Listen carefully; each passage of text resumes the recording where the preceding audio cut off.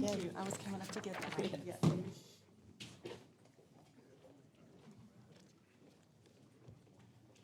But we're good. Yeah. It looks like we can take that long. But I understand both sides of that.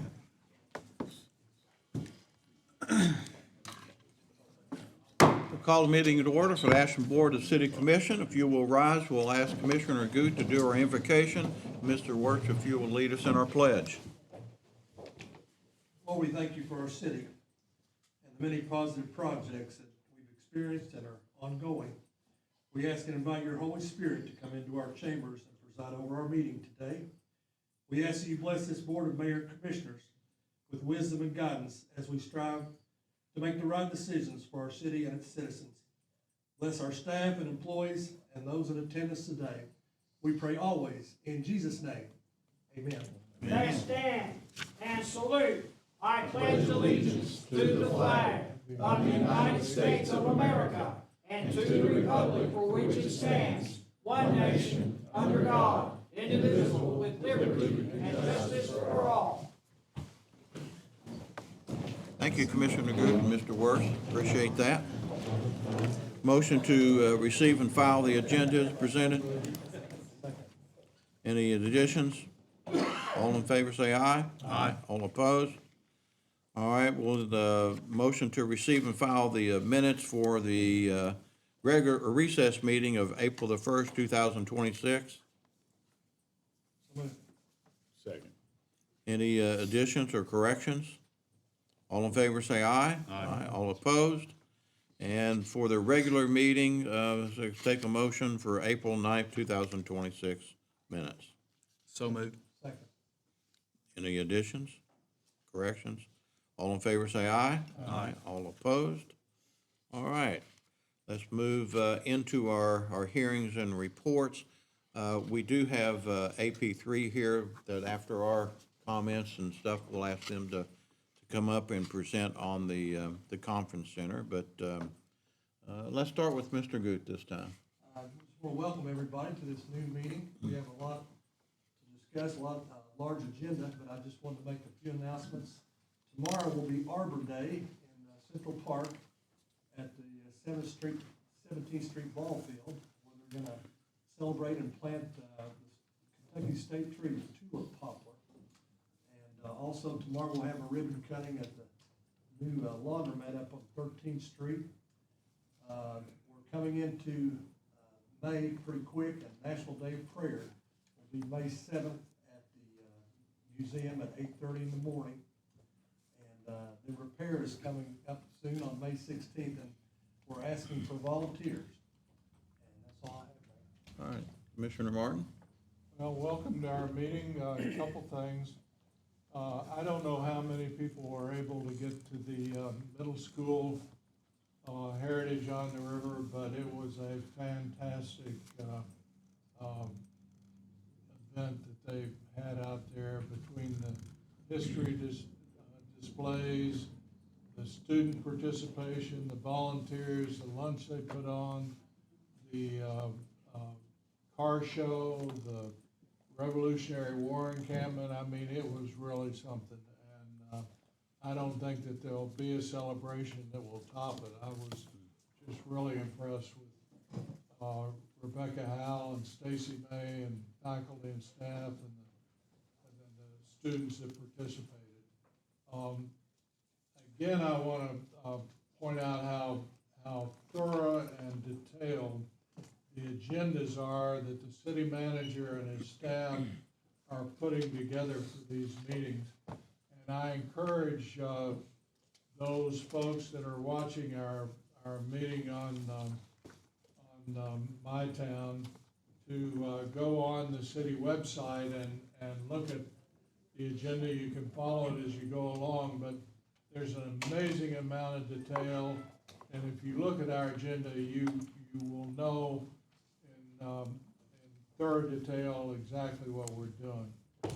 One other thing, there was a meeting on Monday that the Transportation Cabinet had and it was primarily about the potential changes that may be in store for Winchester and Greenup Avenue. And they have put a survey out there for citizens to express their points of view. And it's pretty important that you look at these. We don't have control over the survey. And we're gonna be told what the results are and what direction their state routes are going to be. And, you know, we're living with changes that they endorsed in terms of our downtown. And primarily the Winchester Avenue between 18th Street and the old Bluegrass could turn into 2 lanes with a passing lane. And I question whether our community is strongly in favor of that change. There are also 3 options that are proposed for Greenup Avenue, and there's one that is clearly the choice to be made.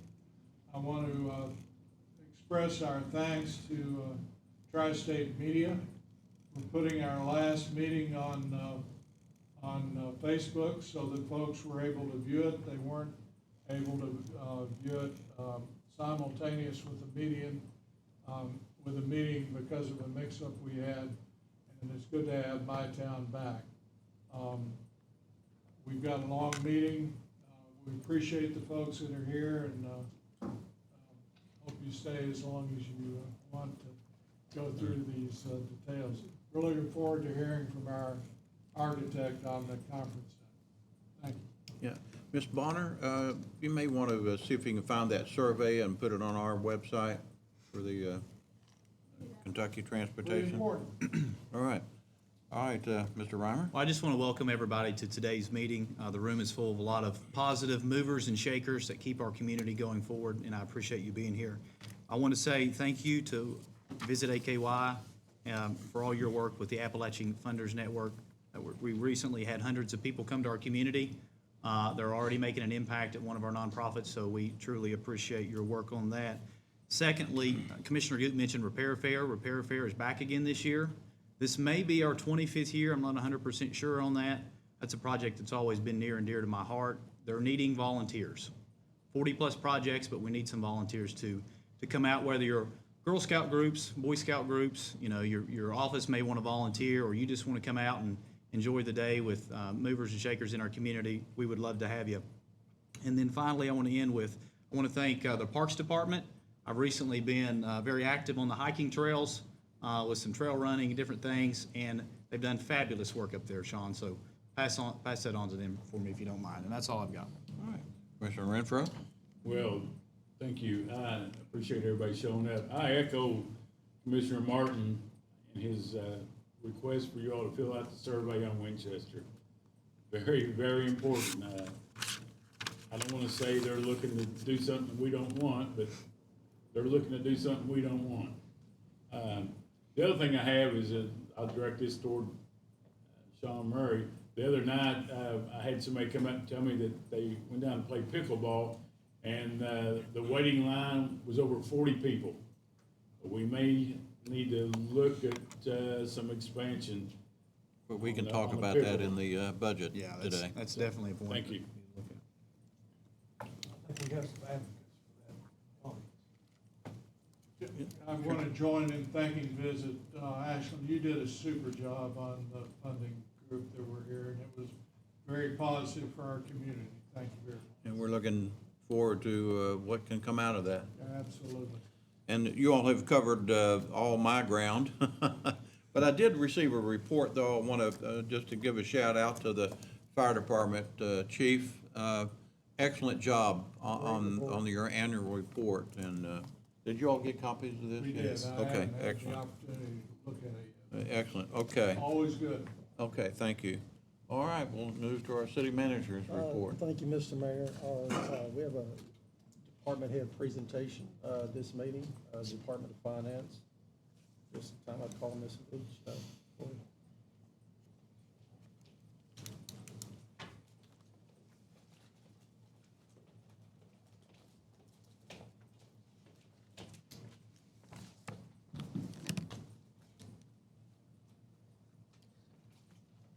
welcome everyone. Thank you all for the opportunity to let me speak here today. We're going to speak some on the city's finances, our budget, and our finance team. Finance consists of various divisions. We have the utility cashier's office, who have an excellent staff that deals with probably 75% of the community that deals with the city, deals with that area, and we're very proud of the job that they do. We have an administrative division, and we also are in charge of the Ashland bus system. To speak today on a little of the city's finances, the city's had a challenging year when it comes to physical health, and we were relying on the line of credit to maintain city operations. But our finance team and city management took a hard look at expenses and made some difficult decisions. Success in this venture required support by city management and staff. And I am very proud we have all worked as a cohesive team to make some hard cuts. We cut about $3 million out of the budget. We have managed to reduce these city expenses without reducing services for our citizens. Fiscal responsibility in a city means managing our public's money carefully, transparently, and sustainably so we can meet today's needs without creating problems for the future. With this philosophy, we continue to analyze how we're spending our money and reducing expenses. We did this through personnel reduction, the IT team creation, elimination of some cell phone allowances, the city performing work instead of hiring outside people to do.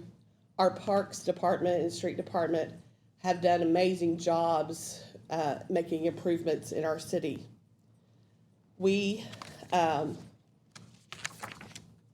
Fiscal responsibility, this I'm going to talk a little bit what we have in today's budget. Balanced budgeting is very important that we do not spend more than we bring in over time. This proposed budget that we have is balanced. This budget is a smart use of our taxpayer dollars. We have prioritized our essential services and avoided any waste. We will continue to analyze additional areas for expense reduction.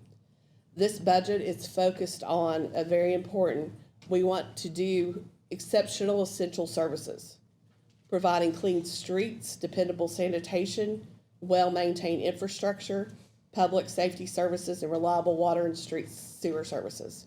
When this budget was put together, that was the focus of city management. This budget also supports parks, recreation, and activities for children. Something else that we have initiated this year is long-term planning. Each department has provided the Department of Finance a long-term capital plan. This plan will allow us to plan for larger capital projects. This allows us to be proactive in our budget to plan for larger expenses. We can now set aside money to pay for these items over multiple years without having to borrow. We also, an important part of this budget that we are presenting today, is maintaining reserves, keeping savings for emergencies or economic downturns. This budget reinforces our commitment to strong financial stewardship. We are rebuilding our reserves in our major two primary funds, the general fund and utility fund, to encourage long-term financial stability. These economic stabilization have been established to prepare for uncertainty and protect essential services during challenging times. This budget, within 2.5 years, we will have 25% of our operating expenses in cash. We also have transparency and accountability. The finance department sends financial reports, a PAFR, to every citizen in Ashland to let them know where their dollars are being spent. We've done several public work sessions to discuss projects in open. We're providing more detail on agenda with fiscal notes and project summaries and putting our agenda on the website before the meeting. Before I wrap up, I want to recognize our finance team. Their diligence and commitment behind the scenes is what makes our financial report and this budget possible.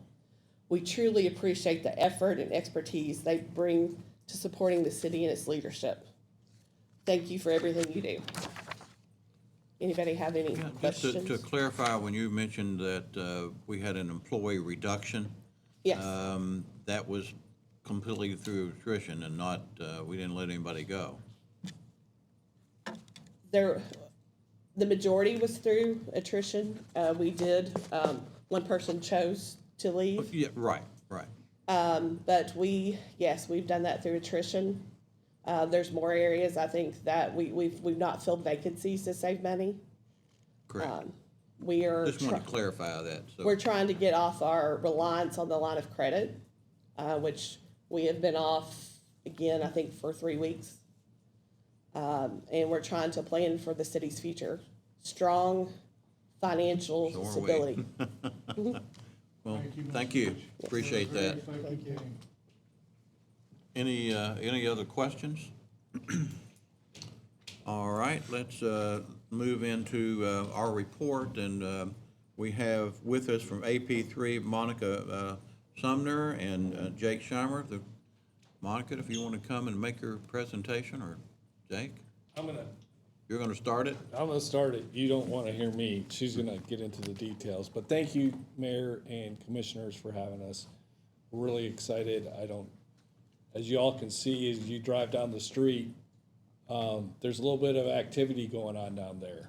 Can't be any more excited than we are. Good, good. Well, as you see, the prior buildings have been demolished, and we are putting in the caisson starting next month, and we'll start going vertical in June. So we're pretty excited about that. Monica's gonna go page by page on the site plan and floor plans. One of the things I want to mention about that is Venue Works, who's the operator, has been part of the design meetings from really last summer.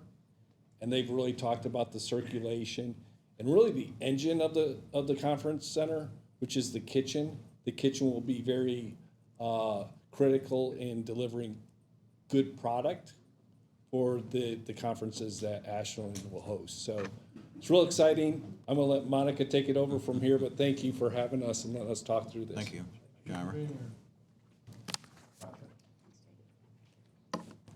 Nice to be back with you today. We're going to take a look at a brief presentation. It can go 10 to 15 minutes or even longer. That's your choosing. I'm glad to stay and answer as many questions as you might have as we go through the product here that we're showing. Just to let you know, the design team, which is robust in experience and breadth and depth with these buildings, have been meeting for twice a week since July of last year. It has been very, very intense to meet the schedule, and that's all because we want to get you all open and booking events. That's what this is about. So with Venue Works at the table with us, helping with design decisions and so on, relative to delivering quality events to the people that want to come to this conference center. I believe bookings are going to begin fall-ish of 27. So that was our date we had to hit, and we've been working backwards, and it required an intense amount of work, and we are very glad to show you today where we are. This is the front rendering. This is not a photograph. This is a rendering that our team generated with computer design software to help show you what all of the materials are, the proportions, the colors, the sizes of everything, and so on. So you're seeing that there. If you recall, one of our early designs was hearkening to the steel of the bridges and the industrial history and tone of the city. And that's the black piece that you see there in the front. It's going to present itself like a bridge buttress, if you will. The rest of the building, we have a lot of glass for natural light inside, and then very typical materials around the building, concrete, stone, and that kind of thing. But I did just want to remind you that we did take great effort to have the building have some presence and familiarity and context to the downtown of Ashland. All right, that's looking from the other view as if you're standing across the street in front of the Paramount entrance. You see the just the tippy corner there of the Paramount in the view there on the right. We do have the buildings connected, and we'll see that in the plan momentarily, but there is a setback there. If you notice, the two fronts of the building, in other words, don't touch. There's a reveal or a setback there to allow the Paramount to stand as its own unique and magnificent structure, and then the complementary building of the conference center appears to be next door. So with that, we'll take a look at a site plan. The drawings that you're going to see today aren't super fancy and pretty from here on out. They are construction documents. We have laid a little bit of color on them to help explain things. But what you're looking at here, you see the streets labeled. We've got Winchester Avenue at the top of the page, for example. The Paramount and all of the other buildings on the site are to the left, and they are grayed out. And there are words on there, Paramount Theater, Paramount Stagehouse, etc. They're at the corner of 13th and Winchester. The big square white box then at the corner of 14th and Winchester, that just represents the conference center. And then behind that, along Carter Avenue, is an 87-car parking lot. The little patches of green are representing just some planting areas or green strips just to help define for your eye visually the distinction between the streets and the parking. So with 87 parking spaces, truck loading back there, delivery drop-off, plenty of accessible parking spaces and so on, that really fills out the site. There's not a lot of room left. We built edge to edge. So let's look at the floor plans. All right, I'm going to get your eyes oriented. To the top of the page would be Winchester Avenue. You will see to the left-hand side kind of a gray square. That is connecting the yellow-colored lobby of the conference center to the Paramount. That is a vestibule or breezeway type structure. It allows you to go to and from the conference center to the Paramount. And I know you all recall conversations about how each of these facilities can and will at times function as one, supporting one another.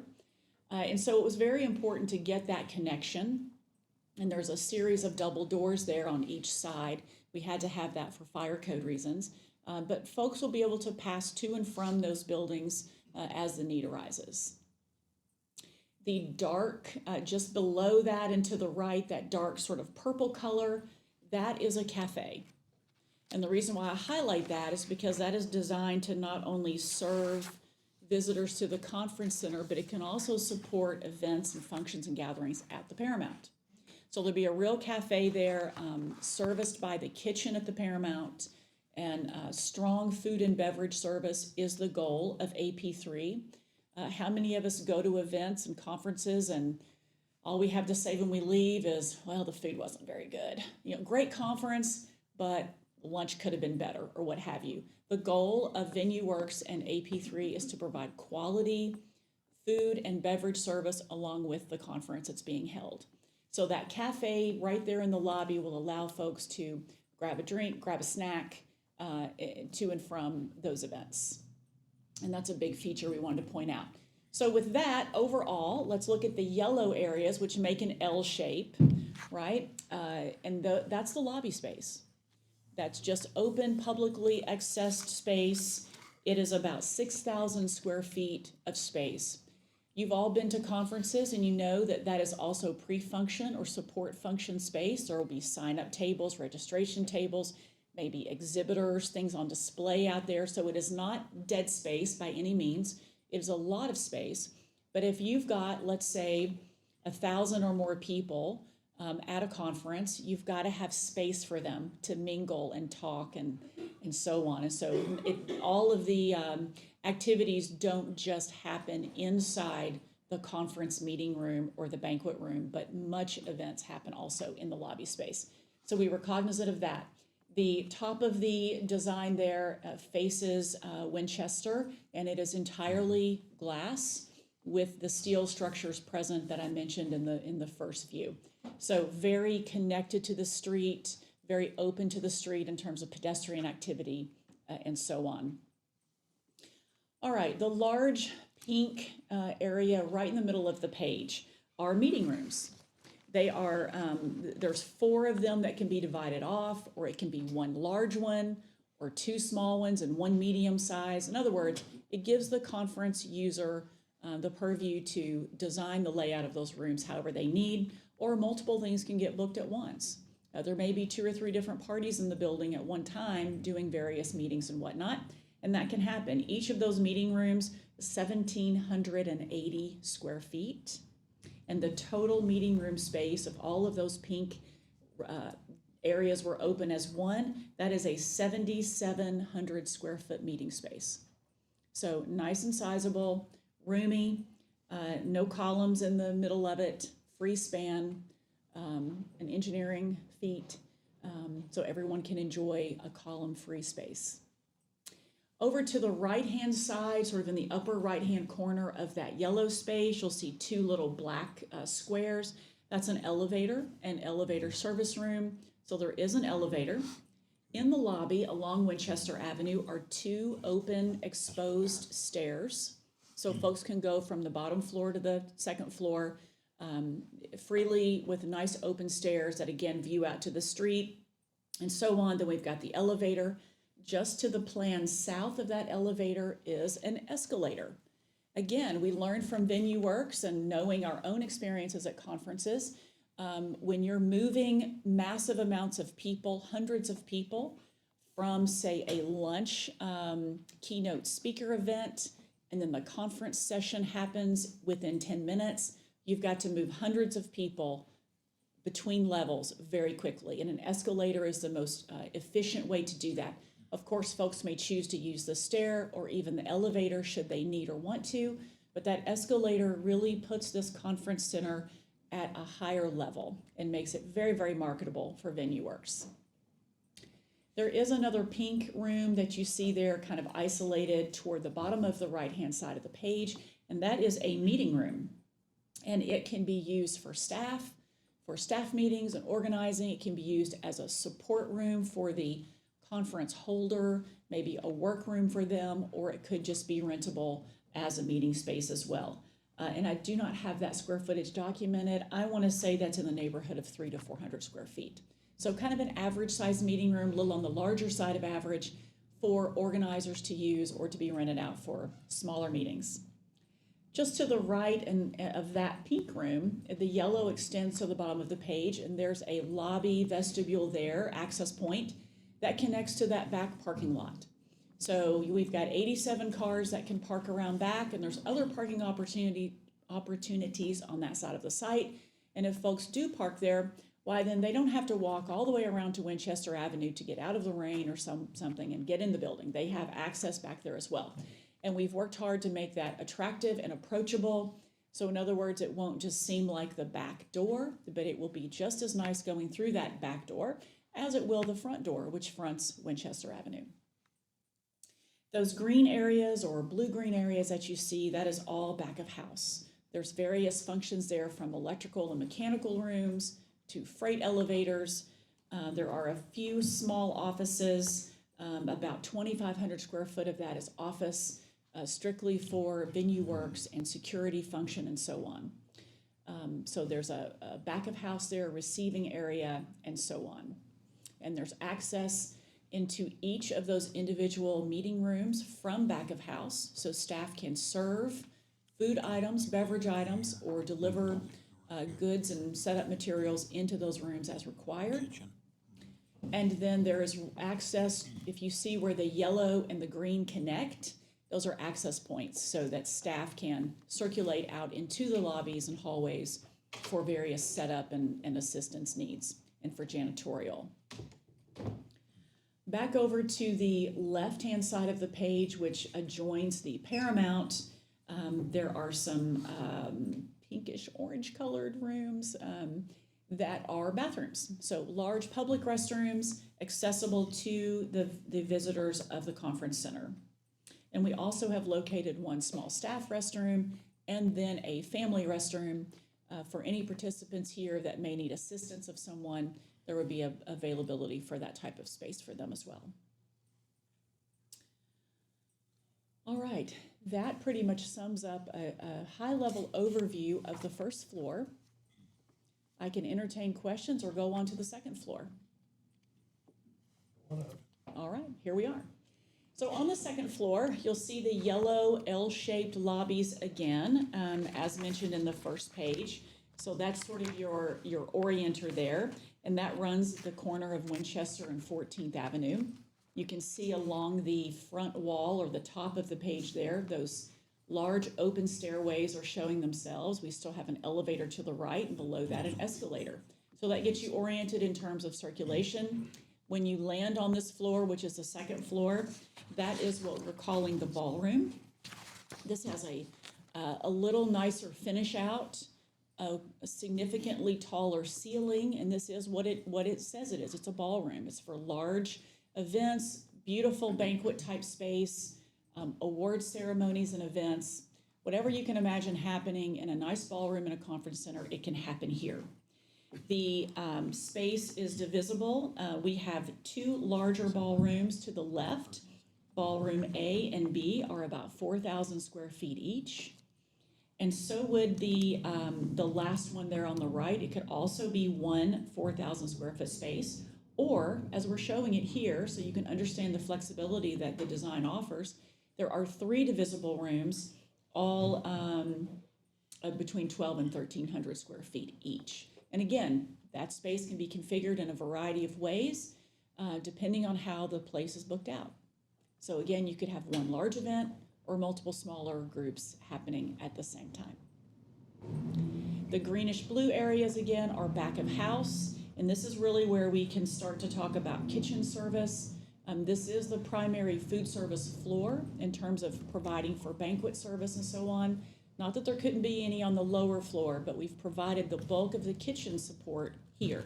Should there be food service and beverage service needed on the first floor, staff would prepare those things on this floor, put them on a cart, roll it down in the freight elevator, and distribute accordingly. So we have, I do want to point out just to the south of Ballroom A, which is the one on the left, you'll see sort of a pink and white box. There's another one under Ballroom B. Those are little light rooms. So if you are in the middle of hosting a banquet, a guest speaker, a party, I mean, it could even be a wedding party, and the room is dimmed, we don't want the service staff opening a door and it's bright white back in those service areas and making noise and all kinds of things. So we've even buffered those spaces with little vestibule airlocks for light and sound. So the experience in the ballroom is a quality one, from atmospherically also to food. And that takes us to food, and let's go to the next slide. This is a blow up of the kitchen plan, and don't worry, we are not going to go through every element of that, but this is an opportunity for us to show you the in-depth nature of VenueWorks planning with our kitchen consultant, and every piece of equipment that you see here from left to right has a very distinct purpose and function. This was designed with the sequencing of preparing foods from the beginning of chopping and dividing and preparing those items into how the meal is then cooked, plated, and distributed. We have to the right-hand side, the far right-hand side is the dish room, and it's located far, far away from the cooking area, which is somewhat in the center, maybe center to left.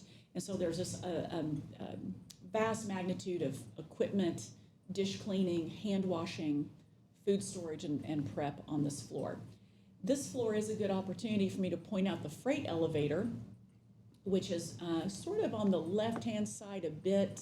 It's a large box with an X through it that goes all the way down to the lower floor and up to this floor. And if you are attending a conference, obviously it's a freight elevator. Many things can happen in that elevator to get goods to and from the floors, but it also will hold a large vehicle like a Suburban, for example, a Chevy Tahoe, a Suburban, that type of vehicle, in case there's a conference which needs to display one of those. We've all been to those, maybe a fire chief's conference where they have a fire vehicle. Sometimes conferences raffle off cars, and why then we could get a car all the way up to the second floor for you should that be needed. Again, that allows VenueWorks to market quality conferences for your center with that ability. All right, let's look at the next floor. Now, I did mention that the ballroom space is very tall.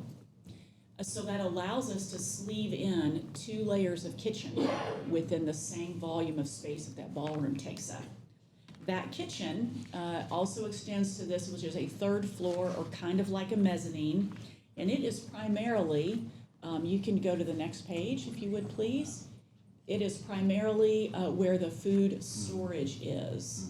So it's 5,000 square feet of storage and prep on that floor. And you're seeing a stairway on the right, various things. Let's see. Yep, I think I've covered it there. Just want to make sure I cover all my elements here that I think are important to point out. The freight elevator, yes. Exit stairs. We do have a small break room in the lower right-hand corner, just for the staff here to take a moment and get off their feet. This is hard work working a conference, so we wanted to give them a little bit of space as well. The boiler room is on this floor. There's dry storage, freezer storage, cool storage all along that back wall. So the kitchen is very, very intense, as you're seeing for yourselves. And that wraps up the items that I felt necessary to share, and be glad to entertain more questions. And I don't think we have a picture of it, but the back of the building for load-in. Yes. And how it's going to work with the Paramount and the conference center. Yes. And how that angles in. I think you all have the you go detailed back to the copies of site that, but that would be where you'd load in the car or a boat or, yeah.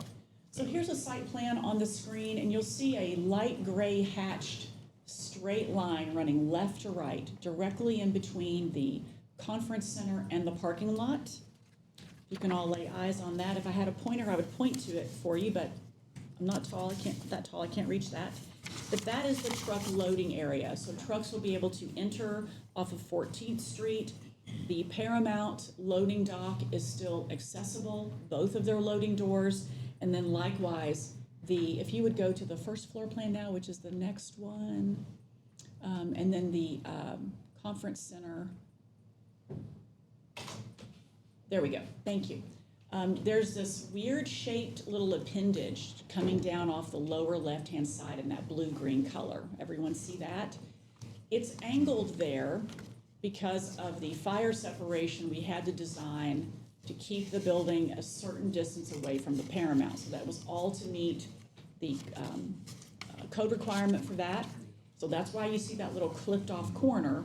But then on the right-hand side of that clipped off corner is a straight piece, and that is the loading dock for the Paramount. So the loading lane will be shared, and we have images where when we studied this, you could literally have a tractor trailer parked at the Paramount and a tractor trailer parked at the conference center at the same time. Now, they can't use the driveway at the same time, but if one is there loading and another one shows up, that is fine. It works. And so then a car or goods for the events would be offloaded into that odd-shaped little room and then delivered to the appropriate elevator or appropriate space in the building for the conference center. Thanks for bringing that up. Yeah. I hope I described that. I think you did a great job. Any questions? The square footage of the ballroom. The ballroom square footage, I think we worked it up at one I have some time as sheet notes here. 11,800. yes, Yeah, correct. 11,803. Yep. Exact. Those numbers. Thank you very much. Great job. Thank you. Monica, thanks for, being here today. Every time you speak to us, it's clear, it's concise, and straight to the point. We appreciate that. Well, thank you. Glad to be here. Both of you. And we're very excited to have it open. Get it built. We're trying. That's his job. Anything else? Okay. Thank you. Thank you all. Yeah, thank you. I do have a question, and it's probably for our staff, maybe not so much you all, but when do we need to go ahead and start the process for naming rights, to do the request for proposals on our end and get that I've been moving? working on that a little bit. I think we're ready, now that we have some renderings that you could probably share, so folks have some idea of size and scale. I think we can this up and get something, hopefully maybe within the next, let's say maybe the next month, we can have something for you all to consider and maybe start processing the way to, how to distribute those requests. That's my suggestion and recommendation, at least, is request for proposal. Can I add one thing to Yes, that? sure. Because of the timing to book these events, we're gonna start marketing probably within the next month as well. So we need to start thinking forward for that as well. So, Yeah, I certainly agree. I think I that, mean, you know, it's- we get the process rolling, you know, we do public requests for proposals, so any company, any organization that would Yeah. have interest could put in a request, and then, you know, we can go from there. That will allow us to help, obviously, fund the operations. All right, thank you. All right, good report.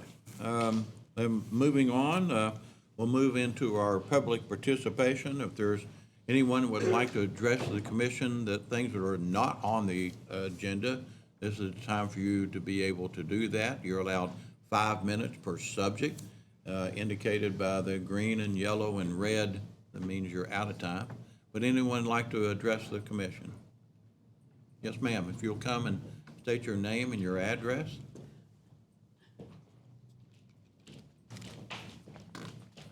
Well, I am Celeste Coons, and I'm the Executive Director of Visit AKY. And I did want to, this is one of my colleagues, it's Adam Hedrick. He's the president of Ashland in Motion. But I truly wanted to tell you all a little bit about the Appalachia Funders Network from last week and some really cool things that have come from it. The biggest thing that I wanted to share with you guys is the executive director of Appalachia Funders Network had a post, and I just wanted to share a little bit of it with you because it actually made last week worth everything, and talking about convention centers and all the conferences and things that we can do. But it says, because what we became clear is the real infrastructure of this region isn't just financial, it's relational. It's the networks of trust, mutuality, and shared purpose that allow us to weather storms and still find one another when it matters most. And Ashland showed us exactly what that looks like. With such generosity and pride, the community welcomed us in a way that made us feel more than hospitality.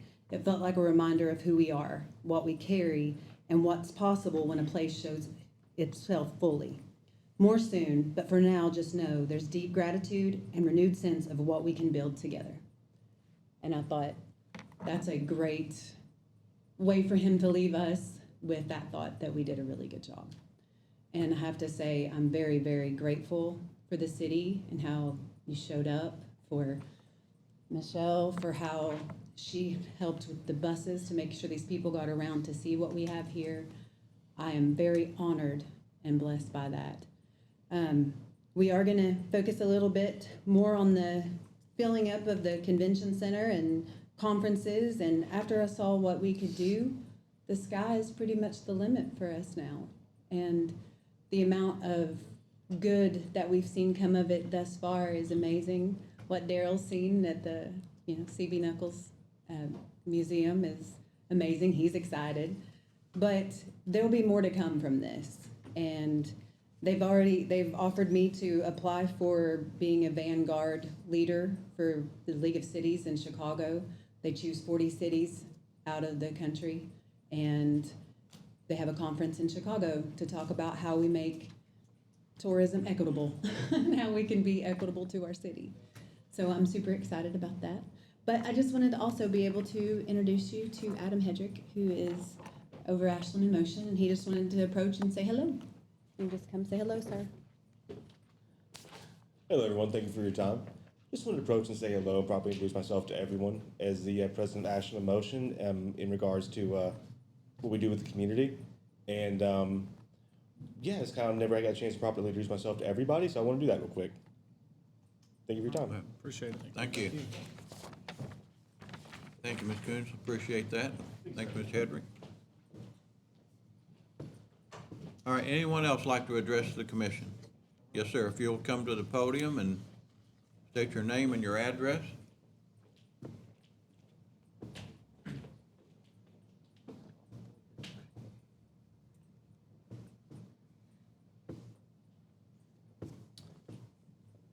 Hello, my name is Reed Robinson. I'm a sophomore at Ashland Paul G. Blazer. We're here to discuss the possibilities of adding additional pickleball courts at the Central Park. Our short-term goal is converting the 2 current tennis courts to pickleball courts, with adding more in the future. 50 to 70 middle school and high school students are there on any given night from all the local schools. There's a need for more courts. For the tennis players, the tennis center could offer days and times for free playing time, or new courts could be relocated in the park. Thank you for your time. My name is Gavin Vincent. I'm a junior at Paul G. Blazer High School. I find myself at the pickleball courts about 6 out of the 7 days in a week, and every single night I'm there, I look to my left at the entrance. There's multiple people leaving because the courts are filled. Sometimes it takes 20 to 30 minutes to play a game, and it's not even guaranteed at that. You can spend hours and do nothing there. So from the addition of 4 new pickleball courts, I think it would majorly increase the availability of playing and getting more people to visit our community. I've met tons of people from West Virginia, Ohio, from 80 to 8 years old. People come and play every day, and I think the addition of 4 new pickleball courts would majorly increase attraction and our community. Thank you for your time. Well, we appreciate both of you coming and supporting that project, and we're kind of all over that. We understand the need and the want, so we're working on that. Thank you. Yes, I sir. just want to say, I had no idea you were coming today, so my opening statement was not from you all. It was somebody I was talking to last night playing trivia, but evidently they knew what they were talking about as well as you all. Yes. Good job, guys. Well, thank you, guys. Thank you guys for Come coming. back sometime. Gavin and Reed, and I've been at the pickleball course regularly. I was there last night. There's over 100 people, 100 kids at the pickleball course. And this is 8:30 at night on Wednesday night. And so we see the need, and we're working on it. Thank you for coming. I want you to take my place in about 20 years. Yes, sir. If you want to come to the podium and state your name and your address, sir. Hello, my name is Andre Nelson. I live on 824 Montgomery Avenue. There's a couple of things we were wondering about. One, is there a number of handicapped people or disabled people? And there's a particular person who likes taking up all the parking spaces. So we was wondering if we can get any kind of handicapped parking on one side of the street. The other thing is, there's a lot of speeding up and down that block. Again, there's elderly, children, and animals. Came to an incident the year before last that a certain person that was speeding decided to say, screw everybody, just get off just don't come on my property. We was wondering if they could put some kind of speed bumps over there. It's right between the pool and the shopping mall area. What street are you talking about? Montgomery. Montgomery? Yeah. What's your address? I'm on 824.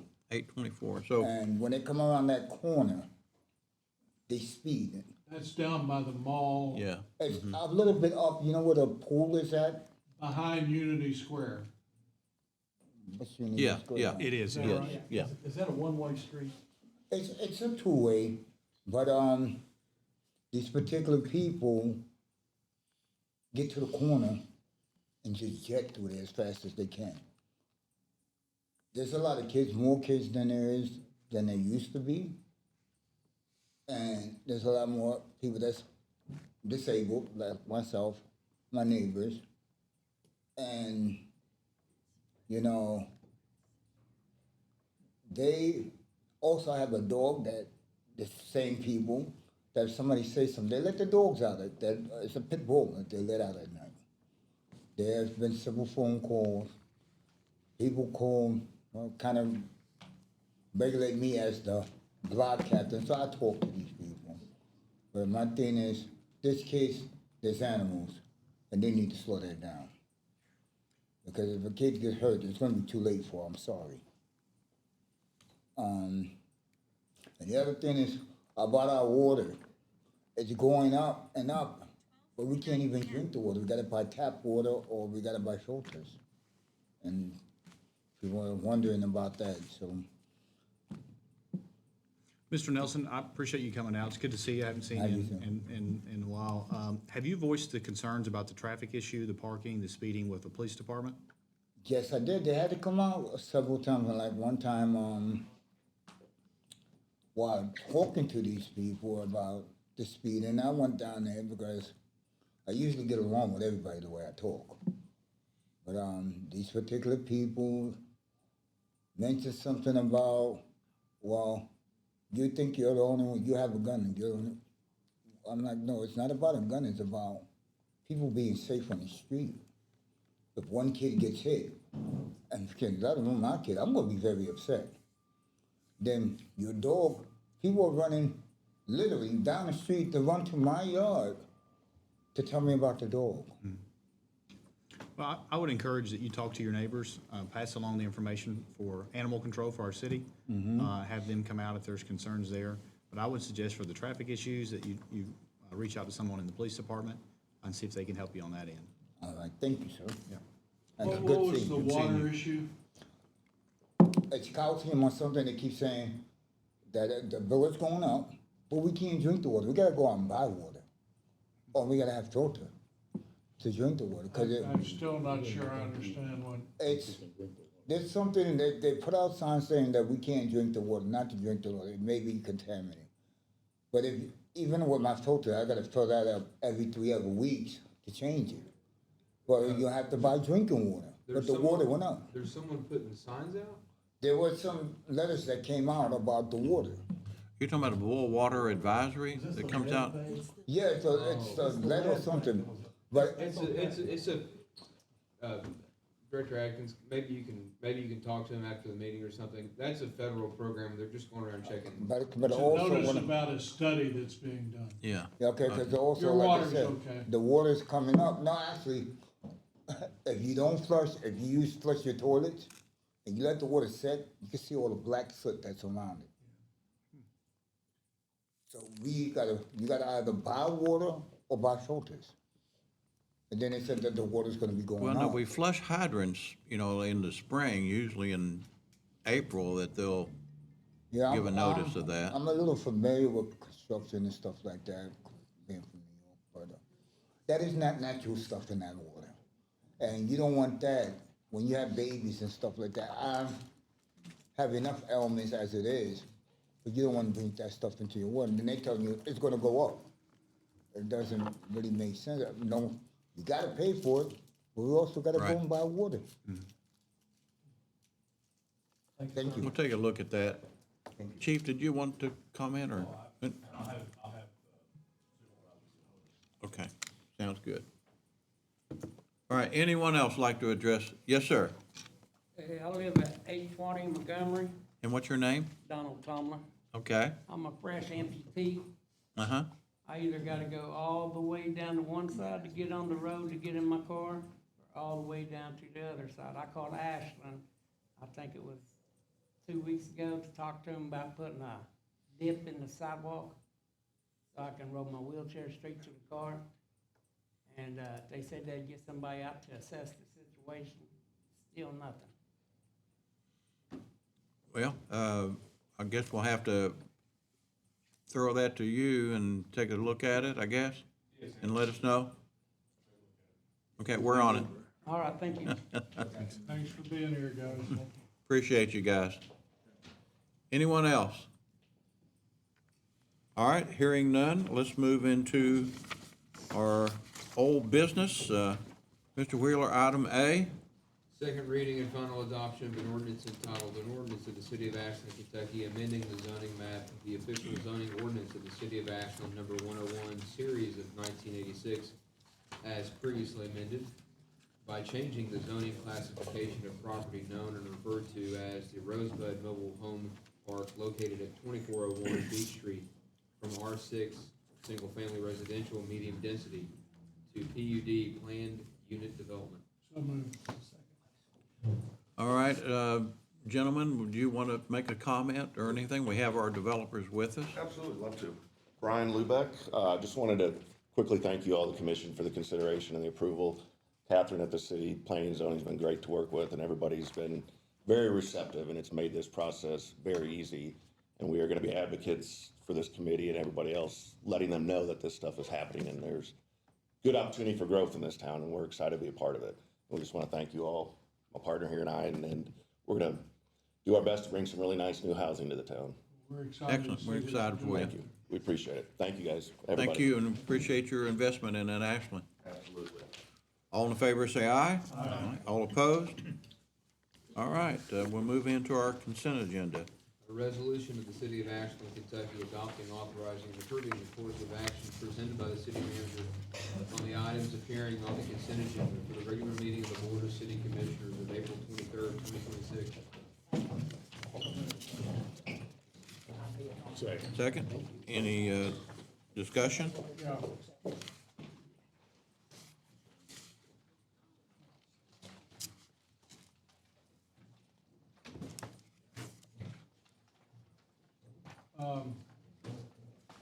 Mr. Grubb, how did we arrive at the street paving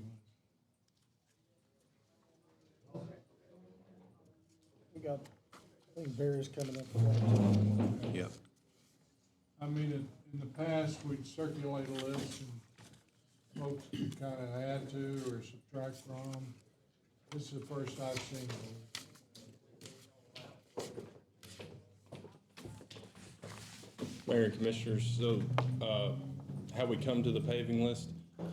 So basically, the paving list is made based off visual inspection, and we also have a CAD file that tracks when a street was paved, whether it was paved in 2006 or 2010, and then the engineering department will monitor the streets, and whenever it's time for them to be replaced, either through years of life or either through, they need multiple repairs or they have ruts. That's how it's decided that a street's added to the paving list. And this list stays fluid, correct? Yes, sir. Absolutely. Stays fluid. We may have same thing, just like we do with water and sewer line repairs. We may have something that jumps up to the top of the list because, a rut's made or something of the sort. Okay. Thank you. All right, great. Any other questions? Yeah, on item F is in Frank. The original contract was $98,000 for the roof. We had a change order, $55,000 added to it. What happened there?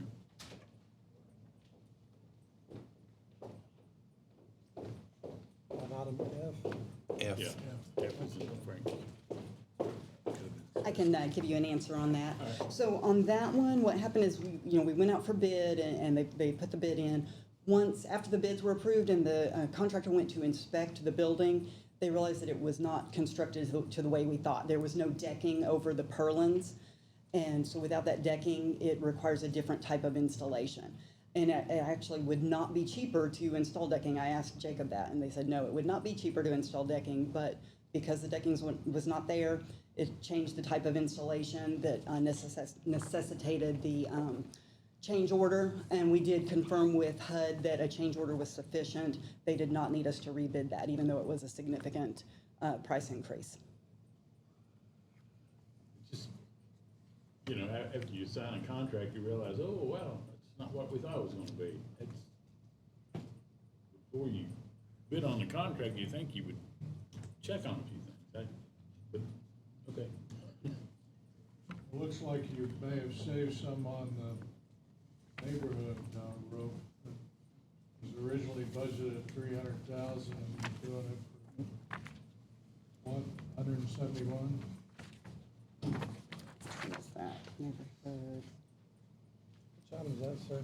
No, that's just how much we have paid to date is $171,000. So that one is still $300,000.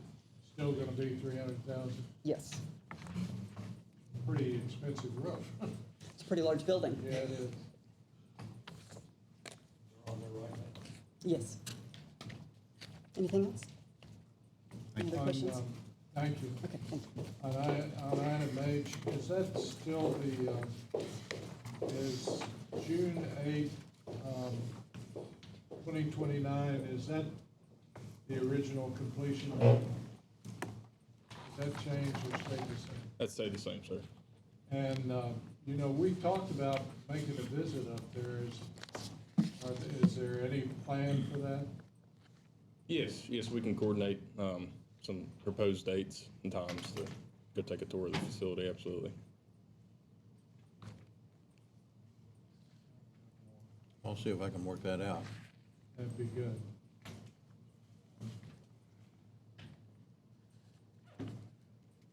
Hold on.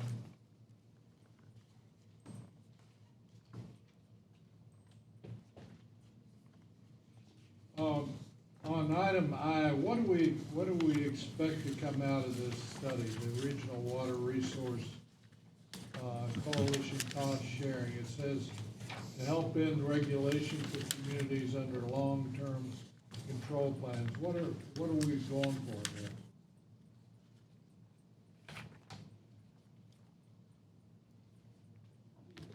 We've got a lot of studies going on. It's hard to. So I'll make an attempt to cover for Mr. Hall. He's out today, so I'll make a. Yes, sir. So I'll make an attempt of what I've come up with. This is something that I'm not extremely familiar with, but I've dug into it a little bit this week. Thanks, sir. So from what I've been able to interpret, it's collectively scheduled meetings where members of the coalition, which has been SD1, Louisville MSD, Paducah, Ashland, Maysville, Henderson, and the city of Frankfort. I believe we've pretty much come together and we've collectively hired a firm to keep in touch with the Kentucky Energy and Environmental Cabinet to discuss regulatory approaches to terminating long-term control plans and other similar issues. So I think it's to keep up with the legislature and, you know, things that are coming down the pipe for us to stay on top of them and also be able to voice our opinions collectively as a group on, you know, well, maybe we agree with that or we don't agree with that, and then they take that into consideration. This is something that I didn't immediately recognize it, Director Adkins, so thank you for your refresh my recollection for sure. This is something I believe Director Hall brought to us last year, and you've basically covered it. This is part of a large group of utility companies, or I think they're all municipalities, but to try to limit the application of these long-term control plans that, you know, at least with respect to the city, have been very costly over the last 20 years. How long have we been under a long-term control plan? It seems like it's been forever. It's been at least 20 years. Culminated in a needed but very expensive new sewer plant. So, in an effort to try to reduce some of those implications, that's what this coalition is. Now, we were asked to join the coalition. This was not something the city of Ashland started. I believe Director Hall was contacted I think it was late last year, by a group that wanted to contract with, I can't remember exactly. We created a lobbyist to lobby general. That's what I was getting ready to ask. Would they act as a lobbyist? This was ordinance number 64 of 2025. And Strand Associates was involved. Strand Associates and law firm of English, Lucas, Priest, and Owsley regarding regulatory approaches to terminating long-term control plans with the Kentucky Energy and Environmental Cabinet. And there was a contract that we entered at that time, a memorandum of understanding, agreeing that the city would be a member of as a member of the CSO coalition, would agree to the terms and conditions, along with Strand hiring that firm that I decided. Thank you, Mr. Bill. I guess I got the same question on Jay. We're spending $222,000 in engineering for the optimization and growth distribution system modeling. And in summary, it says any future modeling that would come within system upgrades, especially due to large demand customers.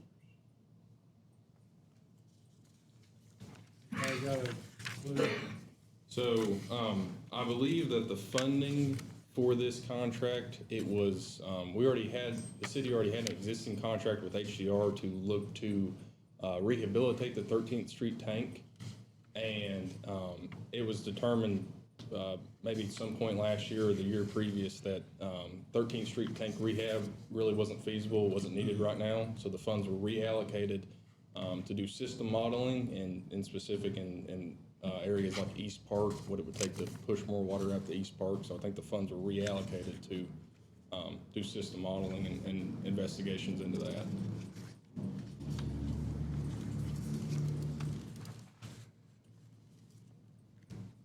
Any other questions? One more thing. The sidewalk replacement under M. With Same Cosby? question I had about the street list. How did we select the sidewalks to be replaced? By whom? I mean, who made the selections, and are we applying any 75-25 to any of these sidewalks? Yeah. So similar to the selection for the paving, sidewalks are handled pretty much the same way by Chris Breeding in our engineering department, based off visual inspection, and also if a citizen calls in and requests for a section of sidewalk to be replaced, if the whole section can be replaced or a majority of the section, really what we try to do is get the most efficiency out of our money. So to make a patch in one section in Ashland and to make another patch, 10 streets over, we don't really get a whole lot of sidewalks done because they have to take the cost of, forming up the equipment, taking from A to B. But if we can get sections that are large in one area, they form it up, and it actually ends up being a cheaper cost for us, so we can do more sidewalks at one time. But that's also based off of visual inspection. The guys will go out and they'll drive Ashland or go off Street View, and they'll look for sidewalks that don't meet ADA compliance, and they especially hone in on school districts and, walks to school and those types of things. I believe this list was actually started prior to you coming back. Am I correct? Since this is the third phase. Yes. I remember one of his predecessors, they went around town, and then they were different areas of the town looking at sidewalks and different conditions and stuff and compiling lists. I think Darren Stafford actually started that list when he was here. 327,000, and we have 217 left. Yes, sir. And, the summary, while it's good, it doesn't really say what, Blackburn Avenue is a big avenue. It runs from 6th Street all the way to 45th Street. Williams, all these are large. It doesn't really pinpoint where this work's being done. Absolutely, sir. On future pay applications, we'll hone in on the specifics of where it's at on each street. And again, I don't know how much the 75-25 is being applied. I believe the 75-25 is by I don't think it's getting used, sir. special. Yeah. Which, policy's there for a reason. It allows us to do a lot more sidewalk work if the owner of the property is contributing in some fashion to the work being done. But isn't that just for if the resident is requesting it? I've heard that spin. I never knew it to be the case. I'm asking, I don't know. No, I'm just saying. We'll I pull the heard that. ordinance and we'll send it out to the commission. I'm not sure on Gotcha. hand. We'll pull the actual ordinance and send it out. That program has not been used in about 7 years. Mr. We've Gracie, just been doing sidewalk. they've just been doing sidewalks. We've budgeted some for this year, 5,000. Michelle, do you recall previously, before 7 years? I wonder what the property 7-year owner had anything to do with. Nothing comes to my mind in terms of the 7 years. But we do have it in the budget to start it again. We have to do one. We used to have several people that actually applied. That might be something, that might be something that we maybe advertise on our Facebook page, that it is a program the city offers, and get it started again. Thank you. Okay. That's all. Did you check with our visitors? Yes, sir, absolutely. Okay. All right, we have a first and a second. No further discussion. All in favor, say aye. Aye. All opposed? All right, let's move into our new business, item A. First reading and approval of an ordinance entitled, an ordinance of the city of Ashland, Kentucky, authorizing and directing the mayor to execute a contribution and aid construction agreement for electric distribution service between the city of Ashland, Kentucky and Kentucky Power Company for the installation of electric distribution facilities at Delaware Street for the water booster station on Florida Street at a cost of $1,353.54 for the Department of Engineering. Second. Discussion? This is to support a pump station that costs $1.5 million. Is that right? Yes, sir, that's correct. How many people are being served by that pump station, or how many users? I'll, Do you have a clue? I'll, Ballpark? say there's close to 10 houses, but I'll get a definite answer and I'll shoot that back to you. I mean, that's a pretty sizable amount of money for the number of users. I was just curious. Yes, sir. All right, all in favor, say aye. Aye. All opposed? Item B. First reading and approval of an ordinance entitled, an ordinance of the city of Ashland, Kentucky, authorizing and approving change order number 1 between the city of Ashland, Kentucky and Southern Ohio Trenching and Excavating, decreasing the amount of the contract for the Pollard Mills Infrastructure Project Phase 4 by $50,244.24 and increasing the contract by 155 days for the Department of Engineering. Second. Discussion? All in favor, say aye. Aye. All opposed? Item C. First reading and approval of an ordinance entitled, an ordinance of the city of Ashland, Kentucky, authorizing and directing the mayor to execute an agreement between the city of Ashland, Kentucky and Advantage Plus Realty LLC for the purchase of property located at 1540 Carter Avenue by the city of Ashland in the amount of $175,000 and authorizing the mayor to execute any and all documents associated with and/or necessary to complete said purchase of real property. So moved. Second. Discussion? Excited to see a potential piece of property for a farmer's market. And it's gonna cover to get rid of an eyesore. All in favor, say aye. Aye. All opposed? Show my abstention. I'm Okay, an yeah. adjacent property owner. I don't think I. Okay. All right, you got that? All right. Yeah. All right, item D.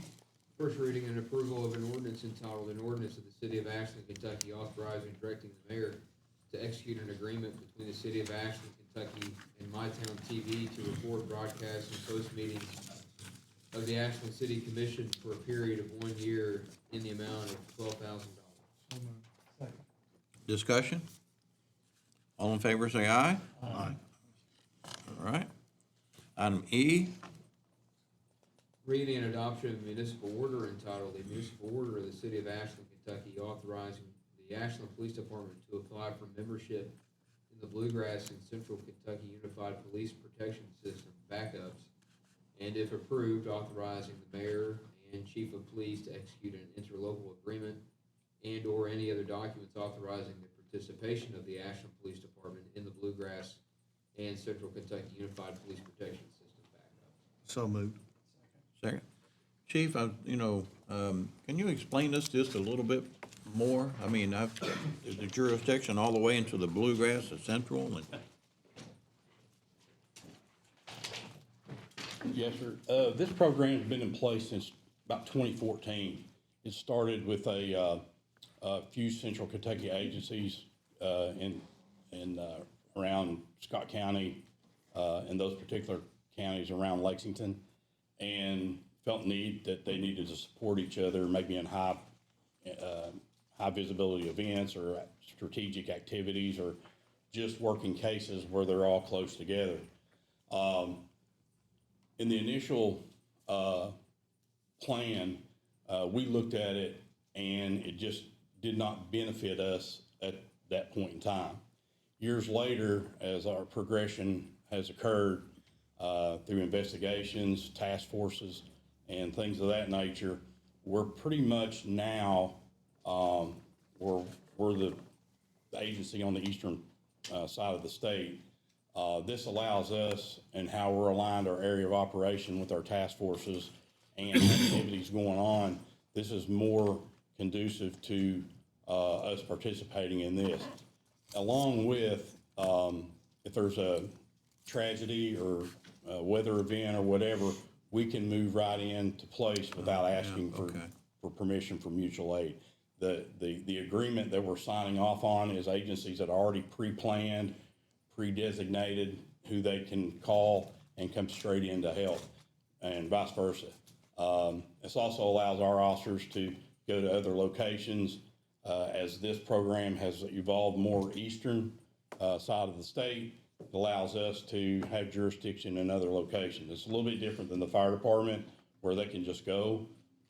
We have to take our color of law or our authority with us. So this is what gets rid of some of those formalities. Gotcha. Okay. Yep. Thank you. Thanks, Chief. Any other questions? All in favor, say aye. Aye. All opposed? All right, I'm gonna switch this around if you don't mind. I think we probably should go into our executive session before the budget session. That will be done on this side of the room and can move to the next. So I'd have a motion to go into an executive session to discuss possible litigation.